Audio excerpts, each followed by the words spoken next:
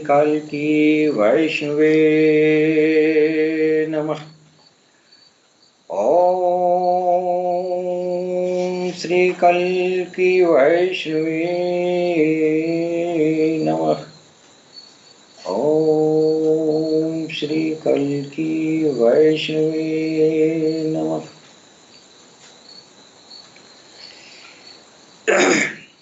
सबसे पहले मैं अपने गुरुदेव जी महाराज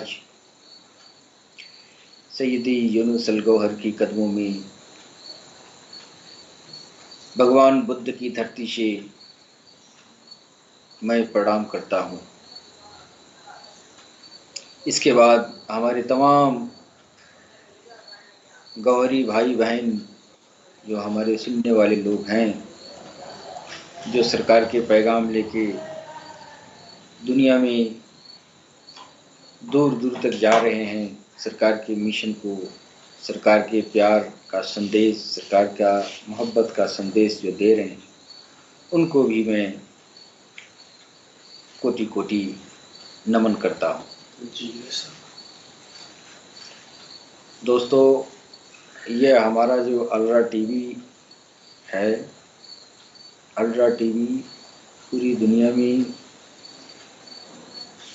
मेल मोहब्बत प्यार का पैगाम दे रही है।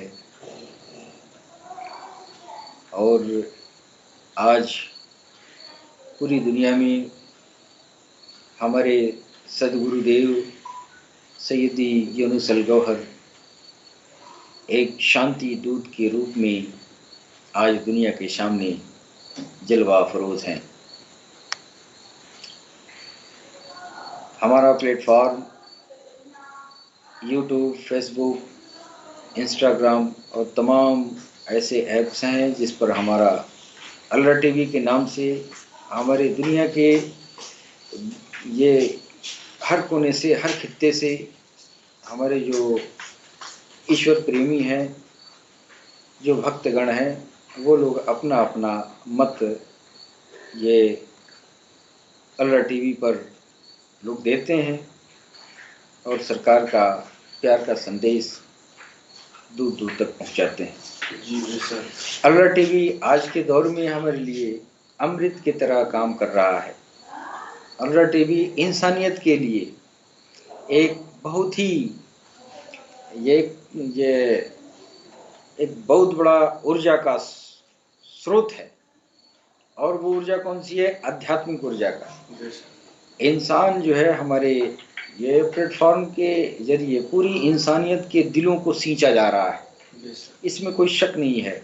अगर गौर से आप सुने, जाने, समझे तो पता ही चलेगा कि अलरा टीवी हमारी कितनी बड़ी उपलब्धि सरकार ने हम लोगों के सामने रखा है अलरा टीवी के माध्यम से।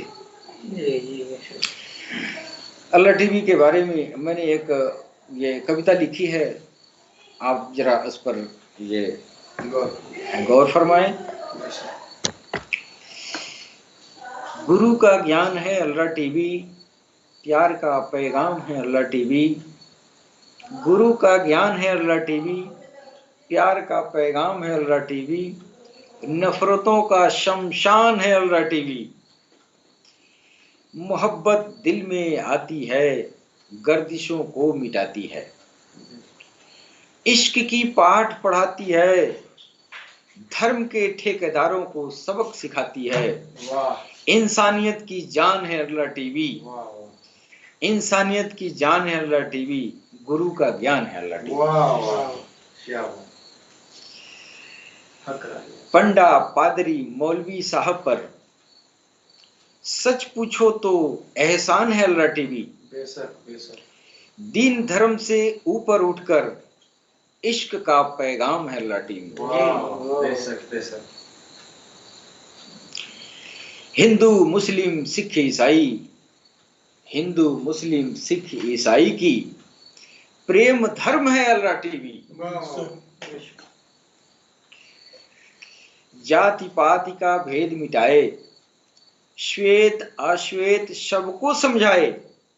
सबके प्रीत की डोर है अलरा टीवी। गुरु का ज्ञान है अलरा टीवी और ये इंसानियत की जान है अल्लाह टीवी।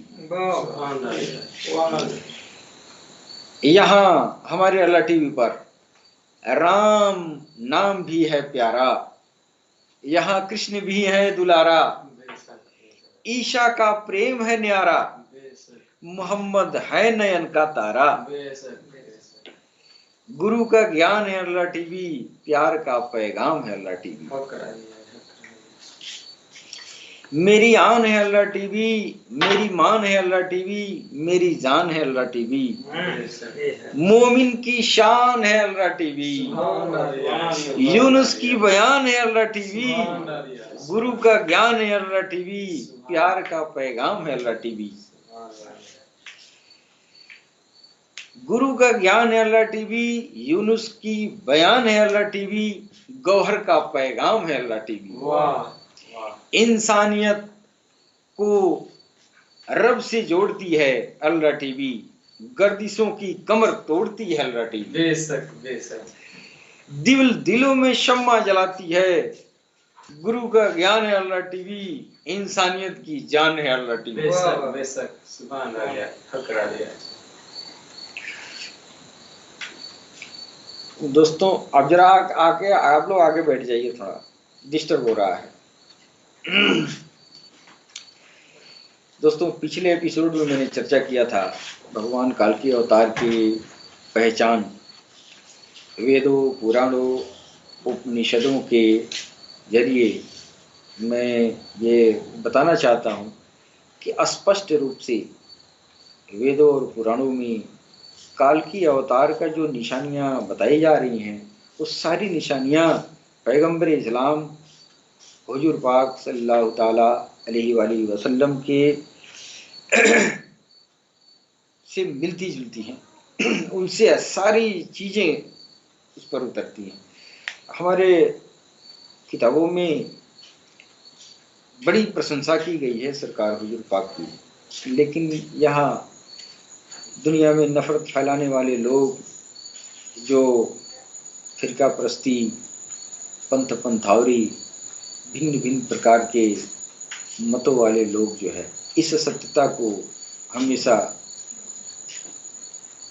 झुठलाते आए हैं। लेकिन अल्लाह टीवी के प्लेटफॉर्म के जरिए यह बात बताई जा रही है कि जो हक है, जो सत्य है, उस सत्य को बोलना ये ईश्वर का पसंदीदा फेल है।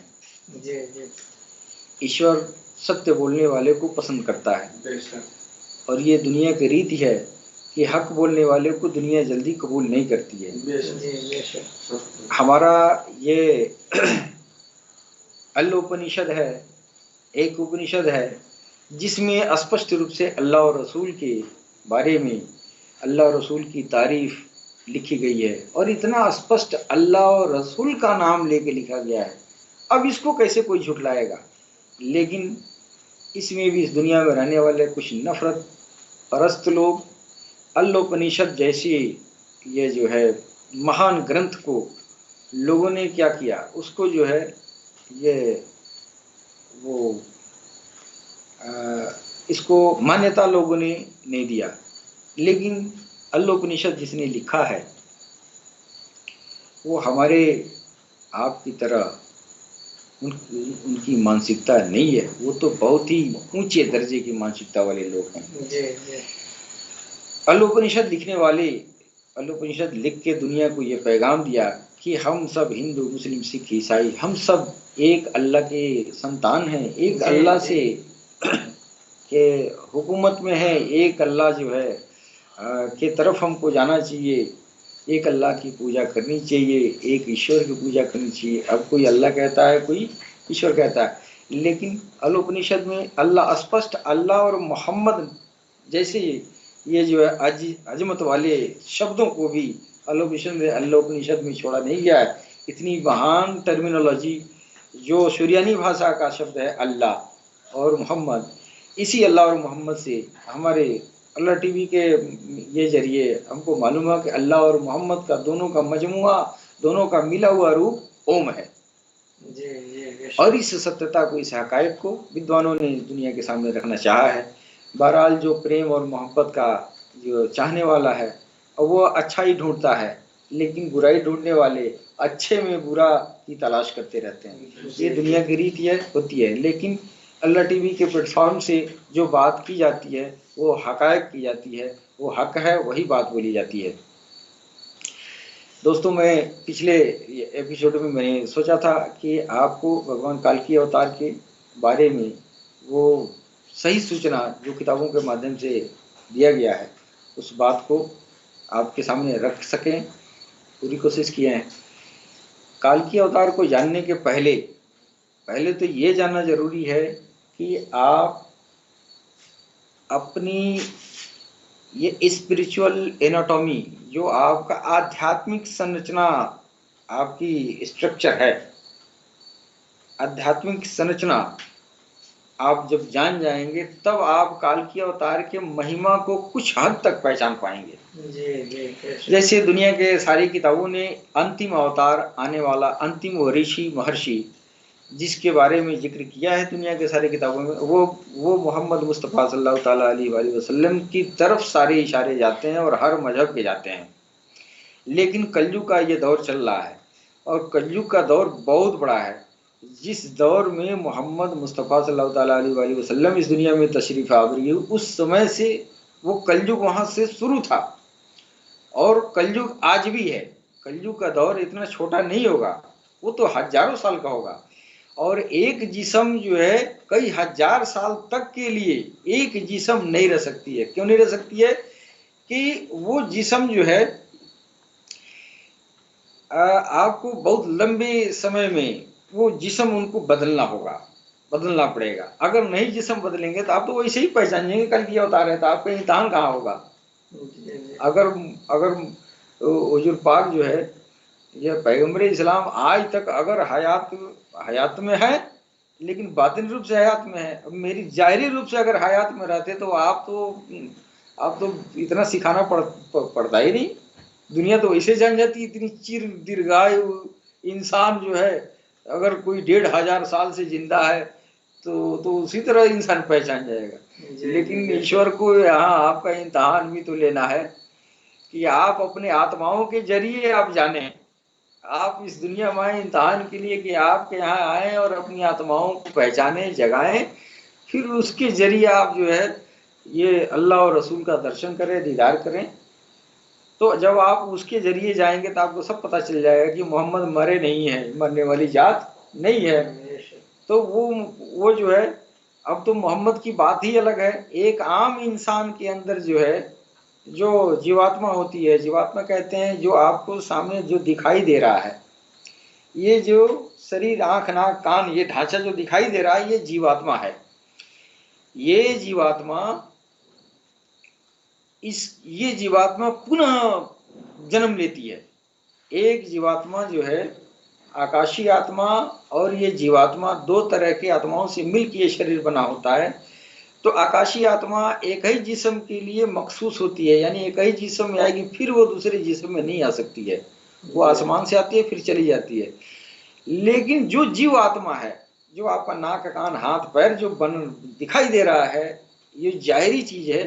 ये जाहिर चीज, ये आत्मा जो आपके सामने दिखाई दे रही है, ये पुनर्जन्म होता है। इसीलिए जो है हमारे हिंदू सनातन संस्कृति में पुनर्जन्म पर ज्यादा जोर दिया गया है। लेकिन जो आसमानी आत्माएं हैं वो तो आंख से दिखाई नहीं देगी, वो तो जाहिर आंख से नहीं दिखाई देंगी। तो उनके लिए जब तक आप आध्यात्मिक ज्ञान नहीं हासिल करेंगे तब तक आकाश की आत्माओं के बारे में समझ नहीं पाएंगे। जब समझ नहीं पाएंगे तो आप इसी जो है जीवात्मा को जो समझ में आपको जो समझना होगा, आप इसी को सब कुछ समझ लेंगे। तो यही हुआ कि जिसको आकाश की आत्माओं का ज्ञान नहीं था और इस स्थूल शरीर का जो ज्ञान रखता है, तो उसने कहा कि ये पुनः पैदा होती है, हम आते हैं जाते हैं दुनिया में, मरते हैं फिर आते हैं, फिर मरते हैं फिर आते हैं। मरते हैं आते हैं तो सही है, इस बिना पे सही है। इसका काम ही है आना जाना, यानी एक जिस्म से निकलेगा दूसरे जगह जिस्म बनाएगा। अब जो जैसा इंसान होता है ना, उसी तरह का जब उसका जो है आरजी आत्माएं, ये मानव आत्मा जिसको बोलते हैं, ये मानव आत्मा उसी तरह के, उसी इक्विवेलेंट इंसान के अंदर डाली जाएंगी। उसी तरह अब अवतारों की जो आत्माएं हैं, अब ये सरकार, ये पैगंबर इस्लाम की जो आरजी आत्मा थी, वो आरजी आत्मा उनके पैरेलल, उनके समकक्ष कोई हस्ती होनी चाहिए, तब तो उसके अंदर वो रह पाएगी, वरना नहीं रहेगी। आप सोइए नहीं, सोना है तो हट जाइए, आप इधर आ जाइए, ठीक है। तो अर्जी आत्माएं जो है वो सरकार की, हुजूर पाक की, वो रखी गई थी किसके लिए कि हुजूर पाक यानी पैगंबर इस्लाम जब वो दूसरा दौर उनका आएगा, उस दौर में उसी आरजी आत्मा से, उसी जीवात्मा से इनका शरीर बनेगा। यानी यूं कह लें कि जीवात्मा का पुनर्जन्म हुआ, जीवात्मा की पुनर्जन्म हुई। यानी जो जिस्म, जो आत्मा मोहम्मद की जिस्म बना रही है, वही आत्मा जो है सरकार गौहर शाही की जिस्म बना रही है, इमाम मेहदी की जिस्म बना रही है। तो हमारा किताब इशारा काल की अवतार के नाम पर मोहम्मद की तरफ कर रहा है, और यहाँ जब बातिनी ज्ञान हासिल कर रहे हैं तो कह रहे नहीं, मोहम्मद का जो दूसरा दौर होगा तो उनकी आरजी आत्मा पुनः जो है दुनिया में आएगी, और वो उस आरजी आत्मा के जरिए जो है काल की अवतार आएंगे। अब ये तो आपका जो है 3 दौर हो जाएगा, काल की अवतार का 3 दौर हो जाएगा। एक दौर तो आप मोहम्मद के रूप में आए, जो किताबों में वर्णित है। दूसरा दौर ये कि आप मेहदी के रूप में आएंगे या काल की अवतार के रूप में आएंगे। काल की अवतार तो मोहम्मद मुस्तफा सल्लल्लाहु अलैहि वसल्लम को कह दिया गया, लेकिन जब मोहम्मद आए दुनिया में, जब हुजूर पाक दुनिया में आ गए, तो उन्होंने इशारा किया कि मेरे बाद वाली हस्ती इमाम मेहदी होगी। तो अब हमारा निशाना जो है, हम तो वहां तक गए और वो कह रहे नहीं, देखो वो मेरा भाई आने वाला है। तो काल की अवतार वो नहीं, वो भी है और ये भी है। कैसे है? तो पहला दौर है काल की अवतार का, ये दूसरा दौर है। फिर तीसरा दौर ये होगा कि सरकार गौहर शाही के रूप में आप आ गए, फिर आप जो है गैबत में चले गए, यानी वो अंतर ध्यान हो गए। 2002 से अंतर ध्यान है। अब अंतर ध्यान है, मरने वाली जात तो है नहीं, इसलिए कि आरजी आत्मा मरती नहीं है, वो एक जिस्म से निकल के दूसरे में जाएगी, तो मौत कहाँ है कि नहीं, आम आदमी की। अब यहाँ तो अंतिम अवतार की बात है, तो उस जिस्म की कहाँ मौत होगी, उस आरजी आत्मा को कहाँ मौत आएगा, है कि नहीं। तो ये आत्मा इसमें डाली गई। फिर ये आत्मा जो है, ये अब जो जिस्म बनाई, वो जिस्म अब अंतर ध्यान है कि नहीं। अब वो अंतर ध्यान है। अब वो जब आएगी वापस, तो अब वो काल की अवतार का तीसरा दौर हो जाएगा। अब मान लीजिए कि कलयुग अगर 3000 4000 साल का हो रहा है, तो एक जिस्म 3000 साल तक तो नहीं रहेगा, लेकिन वेदों और पुराणों में, उपनिषदों में जो बातें कही गई हैं वो सदा सत्य हैं, और वहां तक इशारा दुनिया को कर दिया गया है कि देखो तुम्हारा काल की अवतार वही है। अब हम देखते हैं कि कलयुग हम आज को मान ले रहे हैं, तो आज का कलयुग नहीं है, कलयुग तो वहीं से शुरू हो गया। जिस समय आप दुनिया में आपकी तशरीफ आवरी, उस समय तो दुनिया में बहुत अरब के जमीन पर इंसान नहीं थे, सब जानवर थे। तो ऐसे लोगों के बीच कलयुग तो वही पैदा कर दिए थे। उस दौर में आप आए और वहां से शुरुआत हुआ था। काल की अवतार का दौर कई दौर है, इसलिए कलयुग जो है 200-400 साल का नहीं होगा, 2-4 हजार साल का होगा। ना तो 2-4 हजार साल का है तो एक जिस्म वहां तक नहीं रहेगा, इसके पीछे और भी राज है। एक जिस्म वहां तक क्यों नहीं रहेगा, ये लंबा विषय है कि नहीं। लेकिन ये जानिए कि एक जिस्म नहीं होगा तो कई भाग, अपने जीवन का कई पार्ट, अपने जो अदाकारी करना है उनका, जो काल की अवतार का जो उनका अभिनय करना है, तो वो अभिनय कई पार्ट में होगा, है नहीं, तभी इतना अरसा गुजरेगा। अगर ऐसा बीच में अगर वही जिस्म और रह गई होती, तो हम और आप तो पहचानने में कोई देरी नहीं करते, मेरा इम्तहान नहीं होती। हम किस लिए आए हैं? यही तो पहचानने के लिए आए हैं। हम पहचान लेते तो सब मेरा खेल खत्म, फिर आपका क्या इम्तहान होगा, है कि नहीं। तो इशारा जो है उधर है। आज मैं फिर आगे मैं चर्चा करना चाहता हूं कि आप आरजी आत्मा और समावी आत्मा, आकाशीय आत्मा और जीवात्मा के बारे में हमको लग रहा है कि आप समझ गए होंगे कि हाँ ये आरजी आत्मा पुनर्जन्म ये होती है।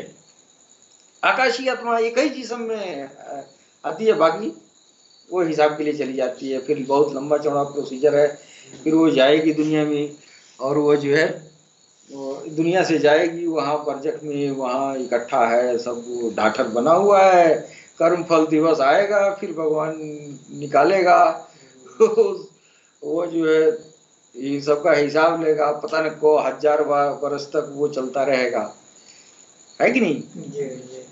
बीच में ये जो है पार ब्रह्म परमेश्वर, जिसके पीछे वेद पुराण कुरान, उसकी वो पार ब्रह्म परमेश्वर के बारे में अटकलें लगाते रहे कि वो ये ऐसा है वैसा है, इस तरह है उस तरह है, लेकिन सब लोगों ने अटकलें ही लगाया, किताबों ने अटकलें ही लगाया, चाहे कितना भी बड़ा अजीम किताब हो, सारे किताबों में सिर्फ अटकलें लगाई गई हैं उस पार ब्रह्म परमेश्वर के आने का, है कि नहीं? तो वो अटकलें क्यों लगाई हैं? जहां किताबें फेल हो जा रही हैं, जिसके बारे में, जिसके आने की, जिसकी आमद की खबर देने में, मुकम्मल खबर देने में, उसमें भी अटकलें हैं। इसका मतलब ये आने वाली हस्ती तो बहुत ही अजीम होगी ने। इसी से पता चलता है। तो सुने हैं कि कुरान में अल्लाह ने कहा कि मैं उस हस्ती को, मैं इंतजार करने वालों की लाइन में मैं भी हूं, तुम भी इंतजार करो, मैं भी इंतजार कर रहा हूं। वो कब आएंगे उनकी अपनी मर्जी है कि नहीं? तो उसके बारे में अब देखिए, कुरान इतनी अजीम किताब है, उसमें इस तरह की बात आ रही है कि हम भी इंतजार करें, तुम भी इंतजार करो, यानी इंतजार करने वाले श्रेणी में हम भी हैं, यानी रब और मखलूक दोनों है। अब बताइए वो कौन सी हस्ती है जिसके बारे में खुद अल्लाह कह रहा है, इस दुनिया का पालनहार कह रहा है कि तुम भी इंतजार करो, मैं भी इंतजार करूं, है कि नहीं? एक जगह जो है, ये जब पैगंबर इस्लाम सरकार हुजूर पाक सल्लल्लाहु ताला अलैहि वसल्लम मेराज में गए, यानी भगवान से, ईश्वर से, अल्लाह से जब मुलाकात हुई, तो उस समय एक सवाल उन्होंने किया था कि रब्बी जिदनी इल्मा। मैंने सुना है कि अब आगे बताइए इसके बाद क्या और क्या इल्म है इसके बाद। तो इससे ये पता चलता है कि अल्लाह जहाँ है, और ये जब गए तो उन्होंने कहा कि तो आप ठहर जाइए, हम जो है सलात में हैं। सलात का मतलब क्या होता है? एक तरह का किसी की बंदगी, किसी की वो जो है। तो अब वहाँ जो है सरकार हुजूर पाक को जो है दिमाग में आया कि आगे भी बहुत कुछ है, उस इल्म के लिए जो है कहा गया। अब ये जो है कट्टरवादी विचारधारा के लोग बात को नहीं समझते हैं, लेकिन उल्टा सीधा जल्दी समझ जाते हैं। रब्बी जिदनी इल्मा, मजीद और इल्म अता करिए। जो रब के सामने खड़ा है, भगवान के सामने, अल्लाह के सामने, ईश्वर के सामने खड़ा है, और वहाँ पे कहा जा रहा है कि और हमको इल्म अता करें। इसका मतलब यहाँ से और अर्श तक गए थे जितना इल्म, तो सब इनकी आंखों के सामने था, सारा इल्म तो आप देख, लेकिन इसके बाद भी कुछ बचा था जिसके लिए आपने दरख्वास्त किया, ये अल्लाह पाक हमको बताएं, है कि नहीं? तो इधर जो है वेदों में भी पार ब्रह्म परमेश्वर का जो है हमेशा ये हर जगह अटकलें लगाई गई हैं, मुकम्मल उनके बारे में कोई सूचना नहीं दी गई। जो आखिरी में जो हस्ती आएगी वो वही हस्ती होगी। हाँ, वो वही होगी जिनके बारे में सारी दुनिया अटकलें लगाई हैं। और ये अटकलें क्या है? मेरा और आपका इम्तिहान है, और क्या है? इसके अलावा कुछ है? अब इसमें हम अपनी अपनी किताब को पढ़ लें, वेद पढ़ लें, कुरान पढ़ लें, उपनिषद पढ़ लें, जो भी ये हदीस पढ़ें, और सारे धर्म की, यहूदी ईसाइयों की सारे धार्मिक किताबों को पढ़ने में मजा आता है, और हक की तरफ आदमी जाता है। जब हक अंदर आने लगता है तो मजा आने लगता है, तब आपके अंदर से नफरत निकल जाएगा, है कि नहीं? तो इंसान क्या है? कूप मंडूप। आप अपने जो पारंपरिक रीति रिवाज में आप उसी को दुनिया, उसी में समेट लेते हैं अपनी सारी चीजें, और समेटने के बाद से फिर उसी पर अमल पैरा रहते हैं। नतीजन ये होता है कि आपके मस्तिष्क का विकास नहीं होता है। अगर किसी का मस्तिष्क की विकास कर लिया, इस राज को जान गया, इन किताबों के राज के बारे में, तो फिर उसके ऊपर तो इतना फतवा लग जाता है कि अब वो बोल ही नहीं पाता है। लेकिन अब जो सरकार गौहरशाही का ये खालकी अवतार का जो दौर चला है, तब आपने ऐसा कुत्ता उन्होंने पाला है कि वो कुछ भी हो जाए वो भौंकना नहीं बंद करेंगे। वो तो हक बोल के रहेंगे ही। अब इस हकायक को न किसी का डर है, न भय है, न हया है। हक बोलेगा, चाहे उसके ऊपर तू कुछ भी लगा। तो अब ये सरकार गौहरशाही के ये जो है ये कुत्तों में ऐसा है। हाँ, तो अब ये जो है हम ये आगे कहना चाहेंगे कि हमारे ये उपनिषदों में हमारा एक अल्लोपनिषद है। अल्लोपनिषद में इतना बढ़िया स्पष्ट रूप से जो कट्टरवादी विचारधारा के लोग हैं, इसको अगर गौर से समझें तो हमारे संस्कृत साहित्य में, हमारे ये जो है ये सनातनी साहित्य में स्पष्ट रूप से अल्लाह और रसूल का नाम लिखा है और उनकी तारीफ किया है। हम क्यों नफरत करते हैं? अगर हम नफरत करते हैं तो हम अपने वेद को नहीं जानते हैं। वेद को नहीं जानते हैं तो ये कमी आपका है कि दुनिया का है? आपको अपना वेद पुराण पढ़ना चाहिए ना, नहीं पढ़ेंगे फिर दोषे देंगे खाली। तो यहाँ ये है कि अज्ञानी जो होते हैं, जिसके पास असल सच्चाई नहीं होती है, तो वो गाल बजा के जबरदस्ती थोपता है समाज के ऊपर, है कि नहीं? जी जी। अल्लोपनिषद में एक जगह लिखा है, अस्मालाम इल्ले मित्रा वरुणा दिव्यानि दत् इल्लल्ले वरुणो राजा पुनर्दुदः हया मित्रो इल्लाम इल्लाम वरुणो मित्रा तेजस्य कामः होतारमिंद्रो होतारमिंद्र महासुरिंद्रा अल्लो ज्येष्ठम श्रेष्ठम परम पूर्ण ब्राह्मण अल्लाम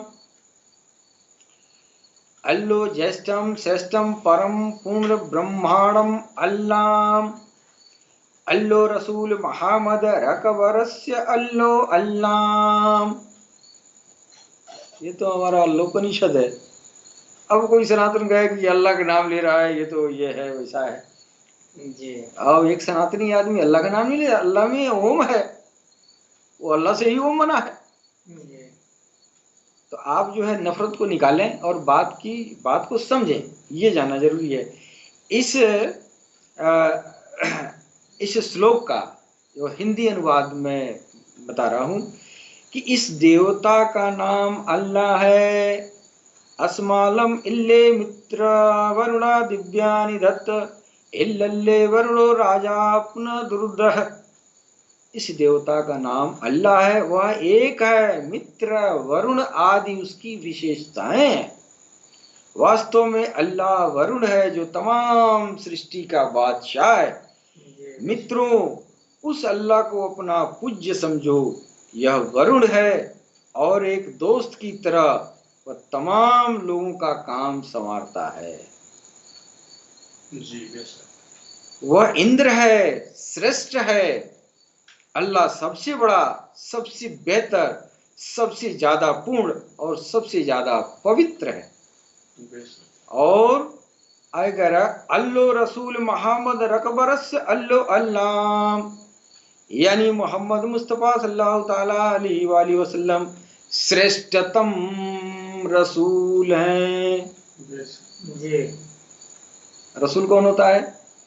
अंदर की आत्माओं का ज्ञान लेके आता है। श्रेष्ठ रसूल 5 हुए हैं दुनिया में। श्रेष्ठ अवतार बोलते हैं, श्रेष्ठ अवतार, वो सारे अवतारों से श्रेष्ठ अवतार हैं। श्रेष्ठ क्यों हो गए? तो इंसान के जो अंदर जो है आसमानी आत्माएं, उन आत्माओं के जगाने के गुरु वो दुनिया को दिए। जी जी।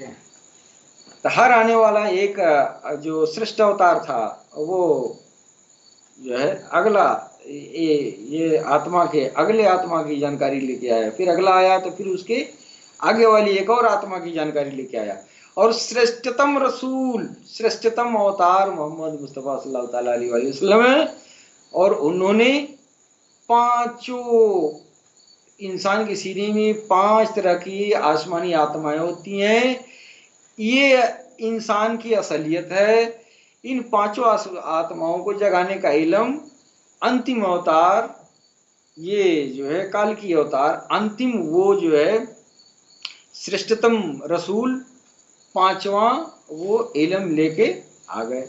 अब इंसान के अंदर ये 5 ये जो है ये लतीफ़े हैं।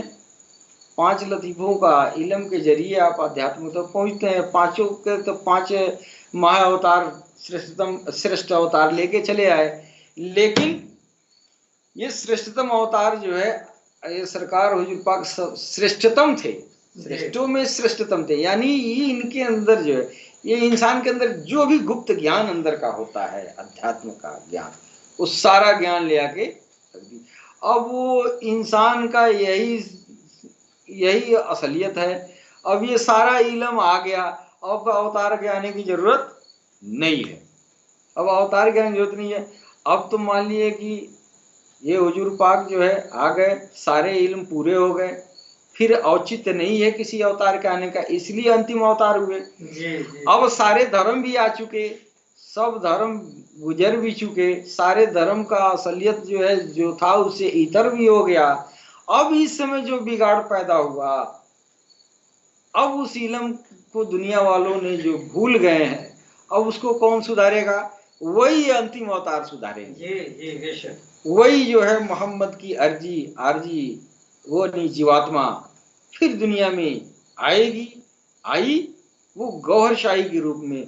फिर इन सारे लतीफों का, इन सारे अंदर की ये जीवात्माएं जो भी हैं, ये जो है आकाशीय आत्माएं, इन आकाशीय आत्माओं के ज्ञान अब सबको देंगे, सारे आत्माओं का ज्ञान ये देंगे। इसके पहले जो महाअवतार थे वो एक आत्मा का ज्ञान लेके आते थे, एक आत्मा का ज्ञान लेके आते थे, लेकिन अब सब आ गए, उसके बाद भी दुनिया में अज्ञानता पड़ी हुई है। इसलिए काल की अवतार का आना ये हुआ है कि अब जानकर भी दुनिया फिर भूल गई है।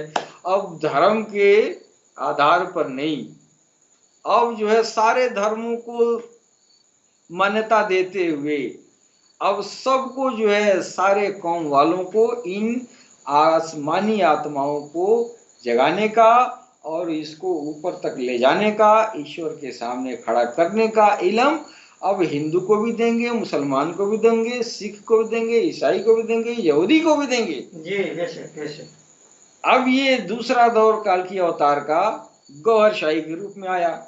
जी। तीसरा दौर आने वाला है जब वो गैबत से लौट के आएंगे। जी।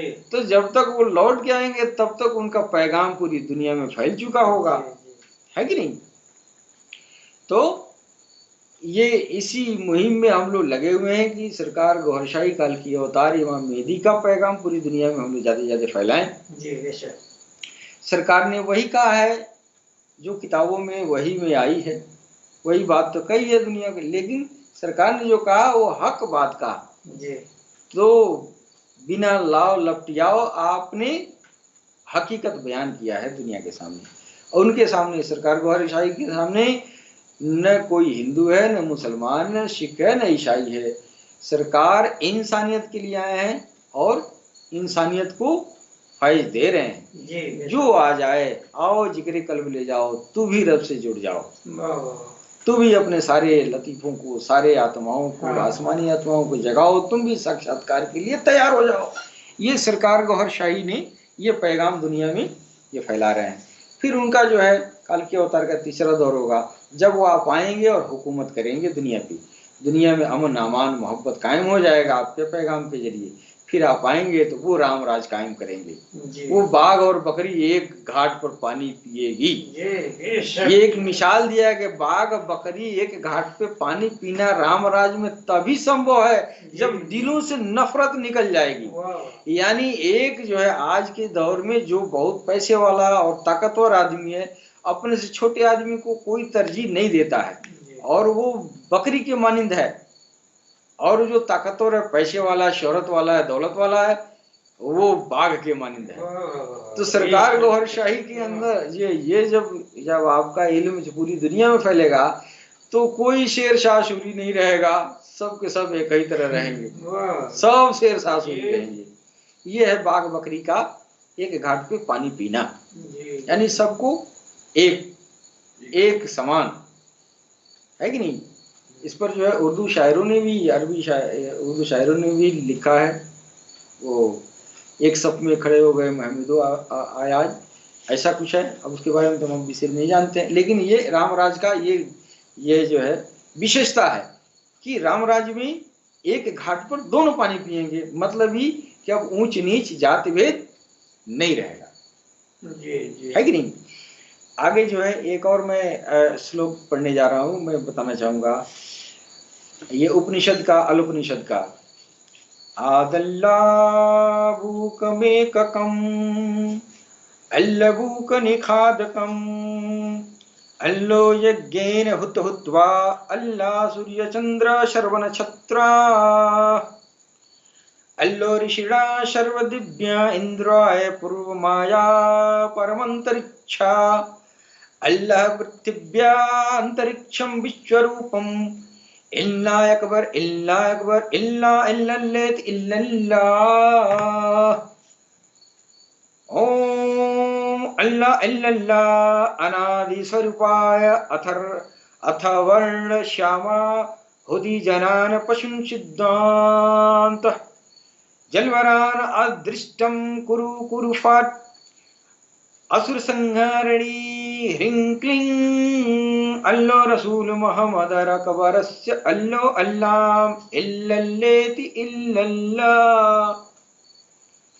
अर्थात अल्लाह ने सब ऋषि भेजे और चंद्रमा सूर्य अवतारों को पैदा किया, उसी ने सारे ऋषि भेजे और आकाश को पैदा किया। अल्लाह ने ब्रह्मांड जमीन और आकाश बनाया।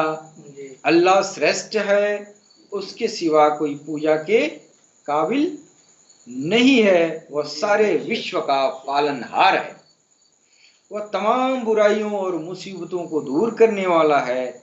मोहम्मद अल्लाह के रसूल यानी संदेष्टा है, उनका अल्लाह का संदेश, ईश्वर का संदेश जमीन पर लाने वाले वो अंतिम संदेष्टा हैं, जो इस संसार का पालनहार है।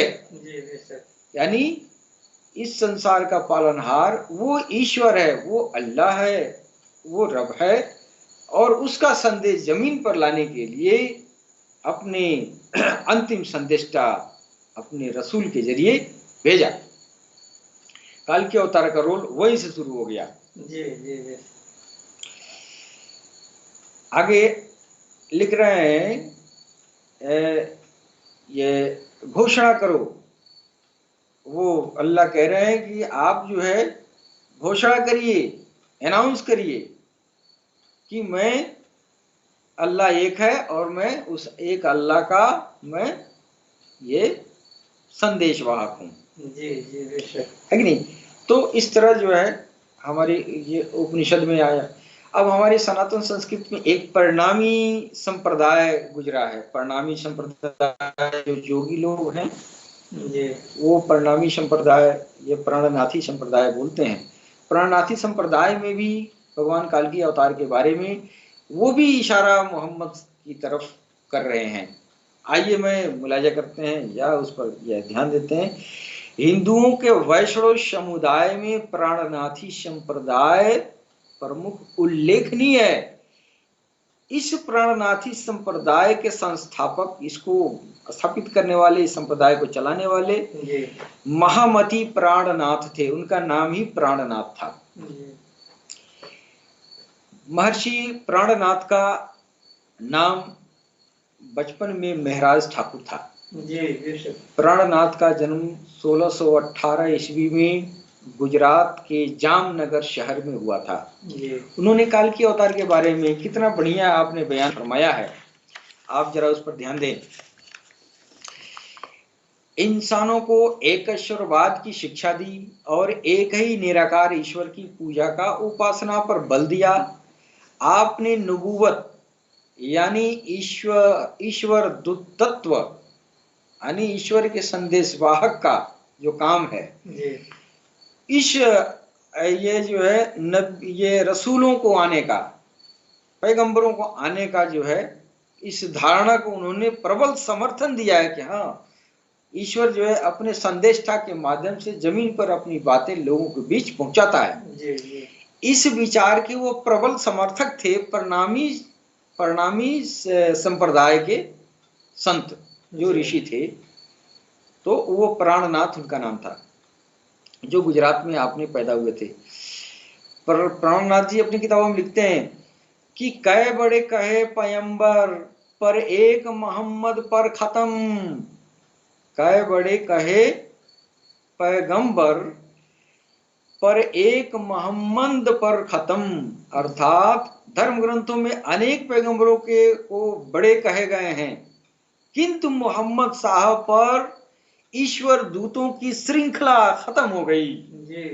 ईश्वर दूतों की श्रृंखला का मतलब ये हुआ कि जो आना शुरू हुआ, ईश्वर अपने संदेष्टा को भेजना शुरू किया, एक श्रृंखला था, एक के बाद एक को भेजा, एक के बाद एक को भेजा।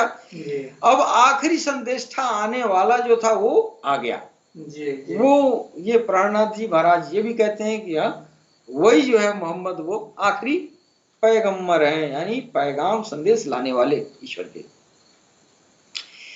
प्राणनाथ जी ने एक स्थान पर लिखा है, रसूल आवेगा तुम पर ले मेरा फुरमान। ये गुजराती भाषा में, रसूल आवेगा तुम पर ले मेरा फुरमान, आए मेर अरस की देखी सब पहचान।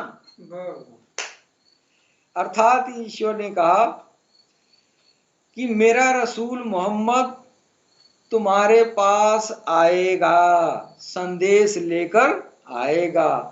वह संसार में आकर तुम्हें मेरे अर्श या परम धाम की सब तरह से पहचान कराने के लिए कुछ संकेत देगा। अब देखिए कितना बढ़िया प्राणनाथ जी महाराज प्रणामी ये संप्रदाय के बहुत बड़े बुजुर्ग गुजरे हैं, बहुत बड़े संत गुजरे हैं। अभी ये जो है प्राणनाथ जी महाराज को लोगों ने भूल गए हैं। अब आजकल सिर्फ ये दुनिया में जो जोगी, हमारे संप्रदाय में जो जोगी लोग हैं, तो बस जोगी को ही देखते हैं, ये जोगी जी हैं, इनका ये उपासना साधना ऐसे ऐसे चीवर पहन के किया जाता है। लेकिन उनकी शुरुआत प्रणामी संस्था ये संप्रदाय से शुरू हुई। ये बाबा प्राणनाथ जी महाराज ने शुरू किया था उस अध्यात्म ज्ञान को।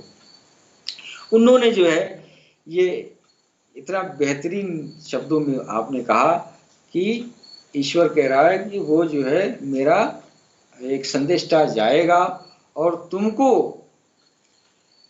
तुम्हें मेरे अर्श या मेरे परम धाम की सब तरह से पहचान कराने के लिए कुछ संकेत देगा। जी जी। अब देखिए यह बात तो किसी किताब में, ये धर्म किताबों में, ये आसमानी किताबों में नहीं आई। वो जब ईश्वर से उनका साक्षात्कार हुआ तब तो उनको ये खबर मिली ने, उनके ऊपर वही तो आई नहीं। साक्षात्कार जब वो जो संत होते हैं जो रब के सामने रूबरू खड़ा होते हैं, वो जो है ईश्वर की जो है वो वाणी इनके दिल पर आती। और वो बात जो है प्राणनाथ जी लिख रहे हैं कि एक ऐसा हस्ती जाएगा जो मेरे लोक के बारे में दुनिया में बताएगा। अब सरकार गौहर शाही आए हैं, तो सरकार गौहर शाही जब दुनिया में जो है अपनी मोहब्बत का पैगाम फैला रहे थे, तो एक बार मैंने सुना है कि सरकार ने कहा कि ये जो है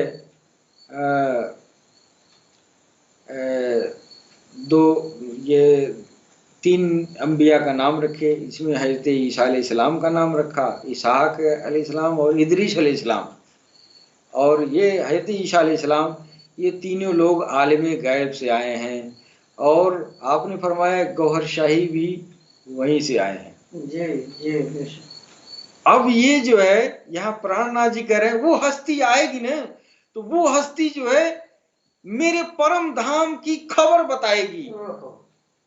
ये खबर जो है इधर कृष्ण ने कहा था कि मेरा घर जो है परम धाम है, हम तुमको अपने गांव ले जाएंगे, वहां का पता बताएगा, वहां का पहचान कराएगा। काल की अवतार की ये भी सबसे बड़ी पहचान है जो प्राणनाथ जी ने बताया है कि वो अपने लोक का पहचान कराएगा। सरकार गौहरशाही ने आलम गैब की बात की, इसके पहले तो आलम गैब की बात किसी ने नहीं किया। आलम गैब की बात हमारी सरकार गौहरशाही कह रहे किए हैं।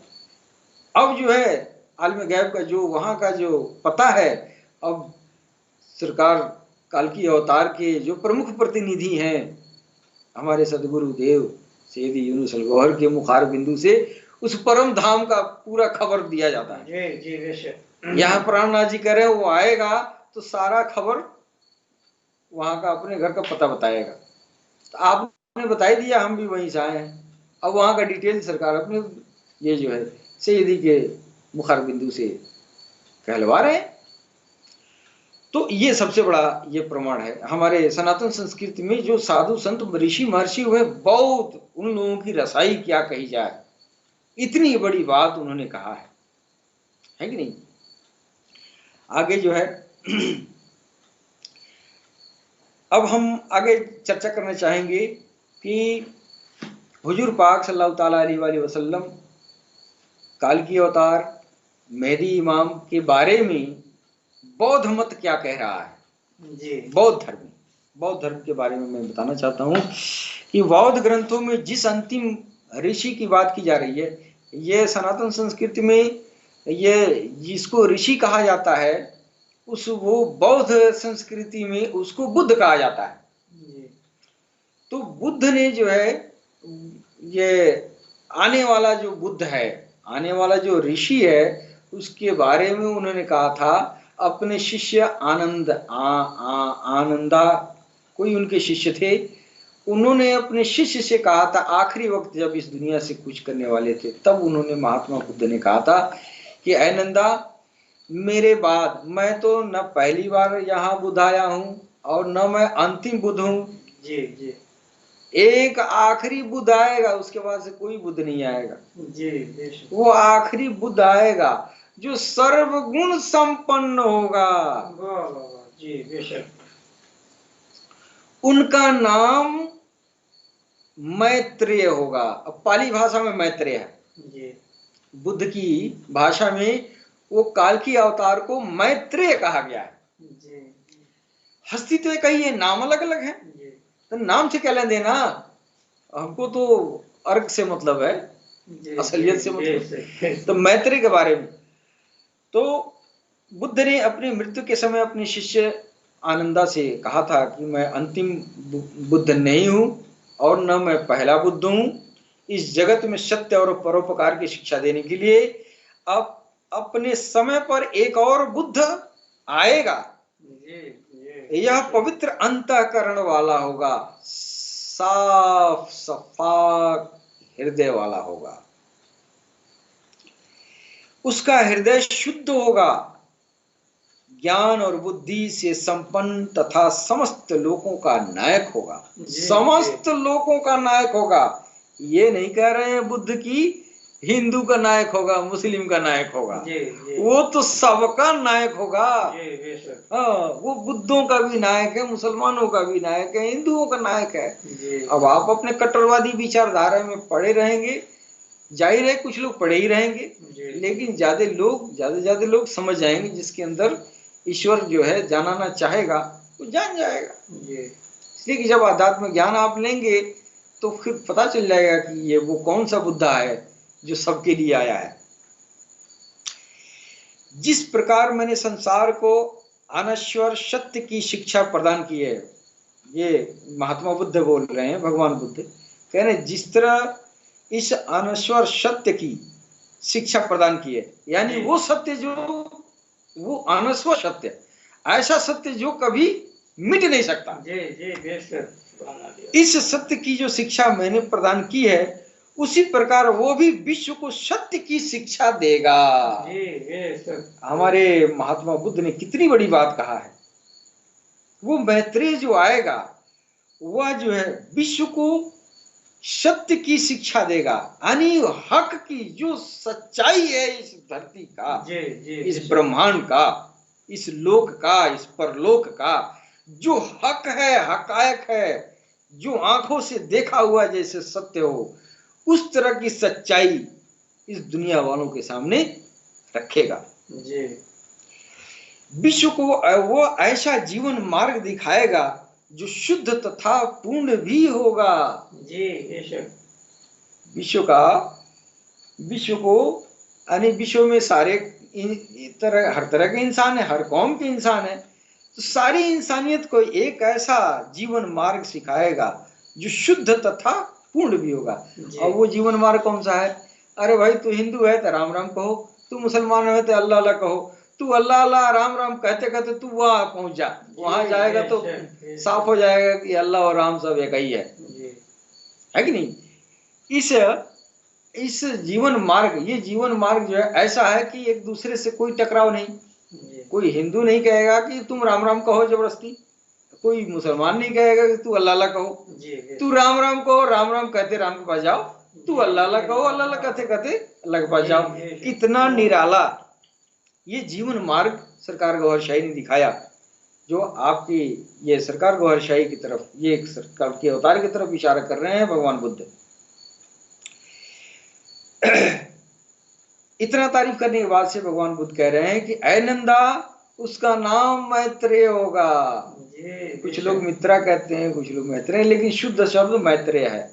उसका बिगड़ा रूप मित्रा है, मित्रा कहा जाता है। और ये जो है हमारे ये जैन धर्म में ये उस आने वाली हस्ती का नाम तीर्थंकर कहा गया है। उस हस्ती का नाम मैत्रेय होगा जो लास्ट में आएगा। बुद्ध का अर्थ बुद्ध से युक्त होता है। बुद्ध मनुष्य ही होते हैं, देवता आदि नहीं होते हैं। जब भी वो हस्ती आएगी ना तो देवता के रूप में नहीं आएगी।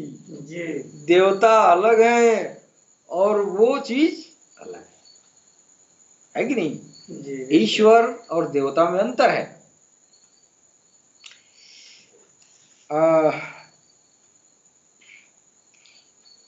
आगे बुद्ध ने मैत्रेय शब्द का बयान उन्होंने किया। मैत्रेय किसको कहेंगे, मैत्रेय का क्या मतलब होता है? वो आखिरी अवतार जो परिपूर्ण होगा, जिसके अंदर सर्व कला संपन्न होगा, वो मैत्रेय कहलाएगा। उस मैत्रेय का मैंने क्या विशेषताएं होंगी, वो आप जो है वो सारी विशेषताएं पैगंबर इस्लाम के अंदर आ रही हैं।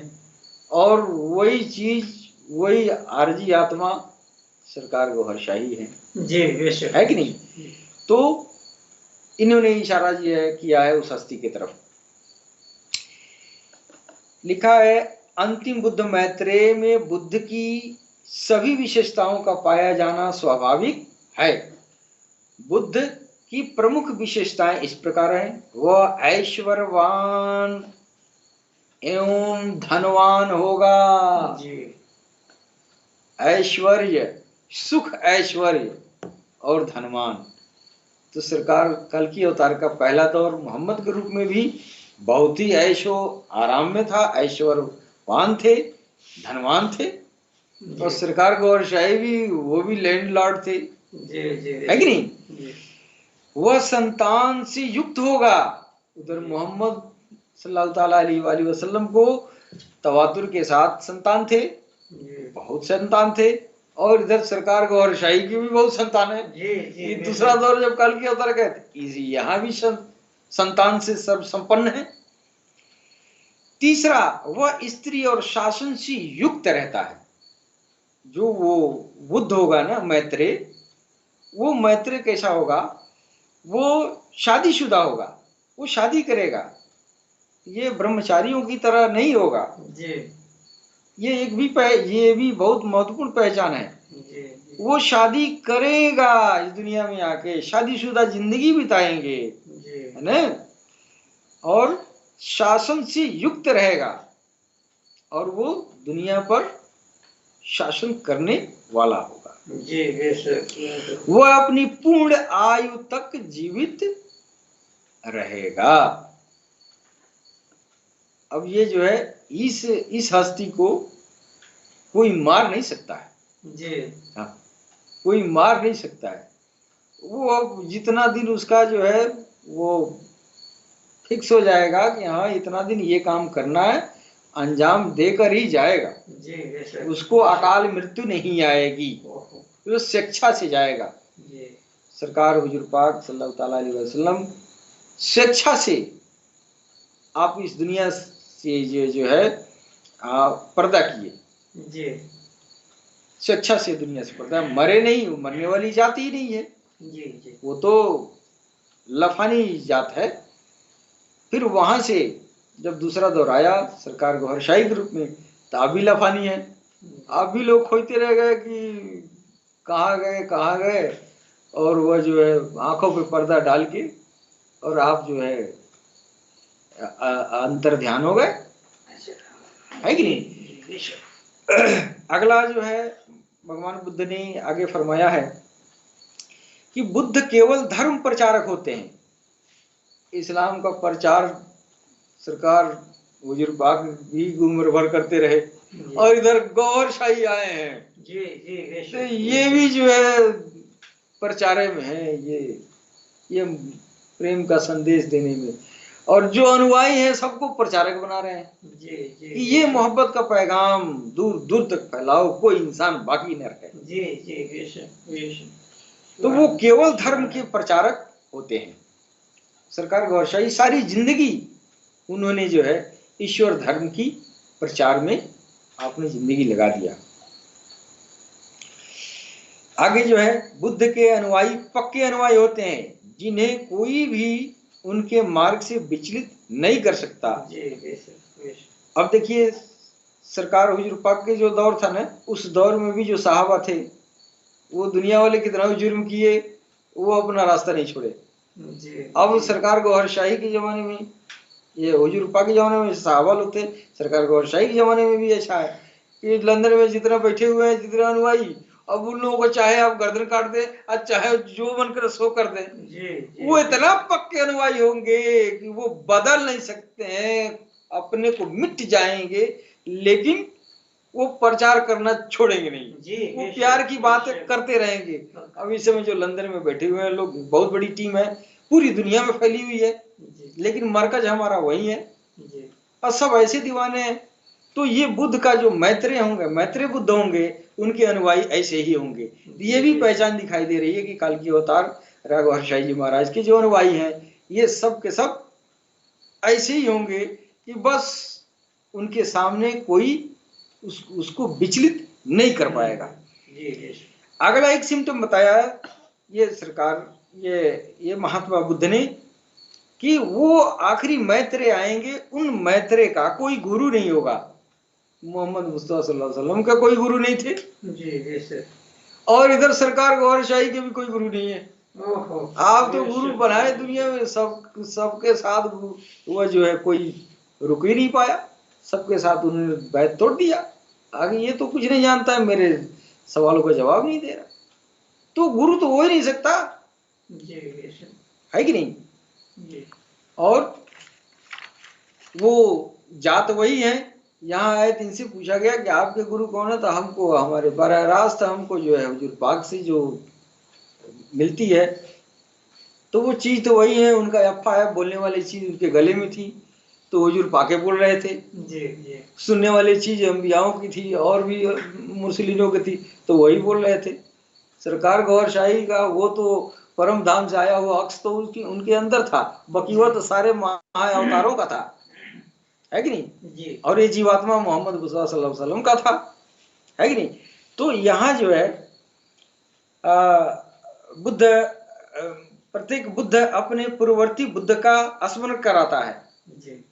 सरकार गौहरशाही भी आए, इनके पहले जितने भी अवतार आए हैं महा अवतार, इन सब के बारे में आप जो है अब लंदन में देखिए, सैयदी जो है हजरत आदम से लेके हजरत ये जो है मोहम्मद मुस्तफा सल्लल्लाहु अलैहि वसल्लम तक जितने महान अवतार हुए हैं, इन अवतारों का कलमा सबको पढ़वाते हैं जी बेशक। हाँ, ला इलाहा इल्लल्लाह मोहम्मद, ये जो ला इलाहा इल्लल्लाह आदम सफीउल्लाह, ला इलाहा इल्लल्लाह मोहम्मद रसूलुल्लाह, वहां से लेके यहाँ तक ला इलाहा इल्लल्लाह ईसा रूहुल्लाह, ला इलाहा इल्लल्लाह, ला इलाहा इल्लल्लाह इब्राहिम खलीलुल्लाह, ला इलाहा इल्लल्लाह मूसा कलीमुल्लाह, ये सारे अवतारों का कलमा पढ़ाते हैं।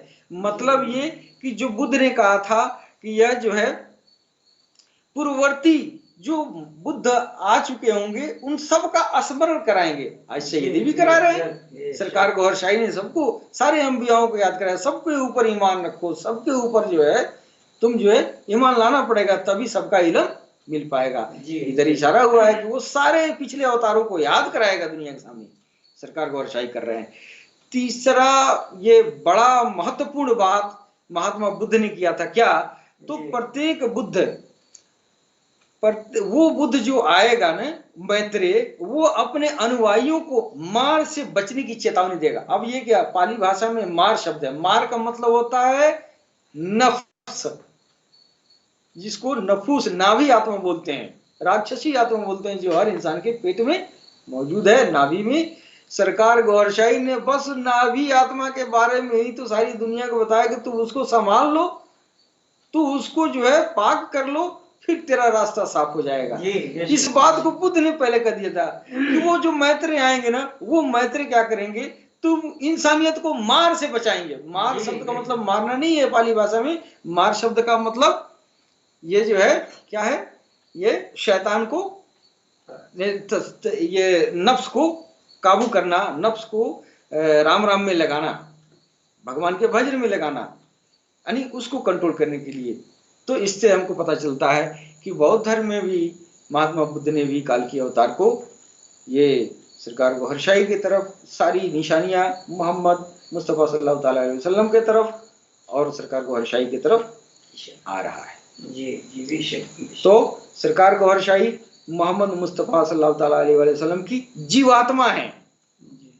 तो चीज वही है कि वो पहला रूप था, ये दूसरा रूप है। इसी के साथ में अपने सभी सुनने वाले भाई बंधुओं को मैं गौहर शाही मरहबा कह रहा हूँ, और जो भी हमारे ये हिंदू भाई हैं उनको मेरा ये साष्टांग प्रणाम है, और जो भी ईसाई भाई हैं उनको नमस्कार है, सलाम है, और सत श्री अकाल, सबको मेरे तरफ से प्रणाम है। गौहर शाही मरहबा। गौहर शाही मरहबा।